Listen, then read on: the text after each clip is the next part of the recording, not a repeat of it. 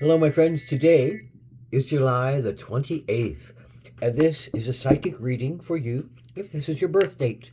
I do psychic readings, I do healing work. Check out my credits. I do a lot of readings via the internet, Facebook Messenger, one-on-one, personal, confidential, private. I do a lot of work out of my home in Albuquerque, New Mexico. Nearly 40 years of healing work under my belt.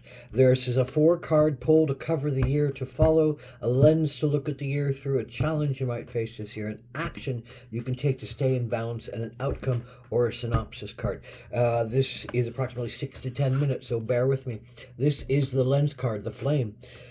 The flame is all about your vitality. It's all about your passion. It's all about your will. It's all about your connection to your inner being, your inner fire, your digestion, your power, your movement forward. Flame, it connects into the wands, which is about the will, but the flame is also, about your head space. It's about your body space. It's about your emotional baggage that might, keep you from touching your flame. It's about your fears that might keep you from touching your flame. It's about your heart that is confused about where to go. It is about your mind, which might be confused about which way to go. It's about your throat and not knowing what you're channeling, who you're channeling, where you're going, what you're doing, what is your creative launch, what is your power to move toward. So the flame is all of those things. It's that vitality piece, and the vitality piece is often a question about where is our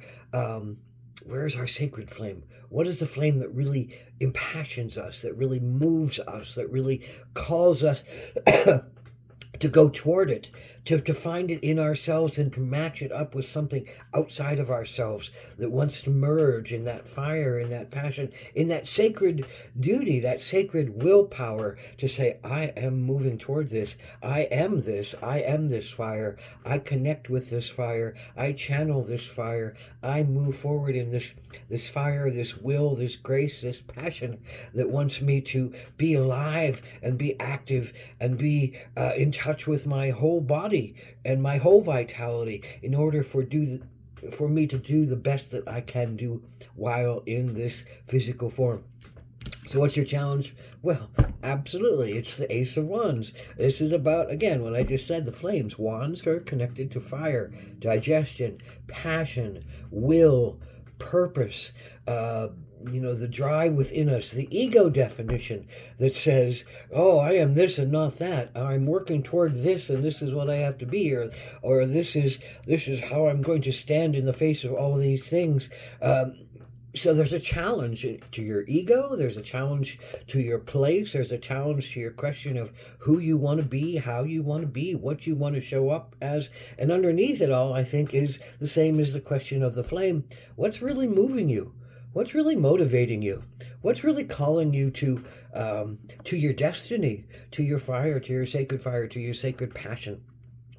And do you recognize what your sacred passion is and just are afraid to go toward it and have barriers and blockages and old wounds and old mindsets and old, fish issues that are buried inside of you that are blocking you from thinking you can doing what your passion says, or becoming what your passion says you need to become? Or do you not even know what is really calling you and you're just driving along holding the reins of your chariot, just trying to hold on for dear life and feel like you're in control of something, but you don't really know where you're going to? So there's a lot of questions of lack of flame or overflamed and not knowing what you're driving to. I think that's the challenge around the Ace of Wands. The truest vital part of yourself is called to step forward, and you don't know how to step forward for whatever reason, and it can be on many sides of that. So here is the action take. Blue heron. Blue heron's about reflection. It's the beautiful image of the blue heron standing on one leg, the other leg raised like a stork. The blue heron perched there silently, waiting, watching, aware of everything that's going on, aware that they might need to, run away at any given moment. But really, they're looking at the water. They're reflecting at themselves on the water, and they're they're looking for food quite often. I mean, but it's a reflecting pool, and it is the mirror of the reflecting pool that is important here, to look at yourself. So you have to quiet yourself. You maybe go out into nature, maybe go find a quiet place, maybe some place to get away from all the noise and all the racket and all the cement. Get into some place that your mind is at peace, that your body is at ease, that your emotions feel safe, and that you feel like you can be true to yourself, and that your fire is not, either raging or, tamped down. Give it something else to see and do. Give it something else to be with. Give your fire something else to focus on, rather than what you've been focused on. Come into that part of yourself that is at peace within itself, and then gently look at yourself, reflect upon yourself, and say, why am I afraid to step into what I need to become? And do I even know what I want to become, what I'm called to become? So this is the reflection that says, what is my flame? Where is my flame? What is my identity? And do I need to drop some kind of identity in order to become who I am more truly? And what is blocking all that from happening? And here is a synopsis card. There's something old, I think, that sits inside of you, some kind of old, pain, some kind of old washing away of your identity. Somebody told you you weren't allowed to be who you wanted to be, I think, at a young age. I think this goes back to, mothers and fathers, or the church around you, or the people around you, or the situations around you, and you being negated so many times that you chose to negate yourself, and to hold a piece of yourself away because you're afraid of showing it, because it was not met with great enthusiasm and applause from somebody. So this is about washing away, reflecting on, and letting wash away some of the old pains and stigmas that are attached. You are not that young child anymore. You are not that person who someone else is trying to hold and hold back.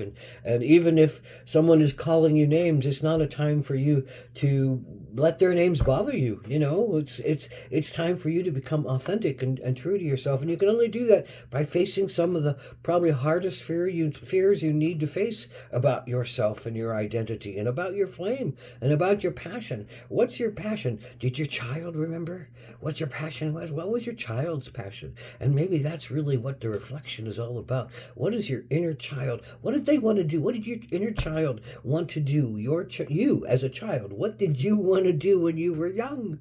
What did your heart go, oh, I want to be that. Oh, I want to be that. Oh, I want to do that.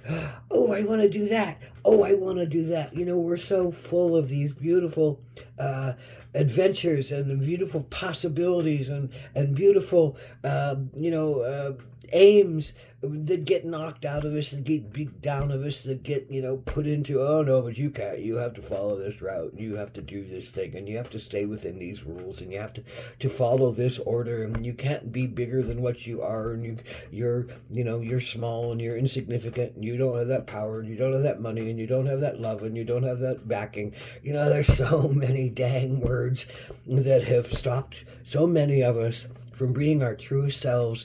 And this is a time for you to look really deeply at who you deeply are, and what deeply impassions you, and what you are willing to then, when you face that, stand up and do, in the sense of your authenticity, in the sense of your fire and your passion, in your sense of your drive, in the sense of your ego. What do you want to become? What do you wish to become? What do you wish to do, and what do you wish to become? And really look deeply at the truth of it and say, what do I wish to become? And recognize that you have the power and the flame and the ability to do it once you set your heart and your mind and your soul and your body to it. Oh.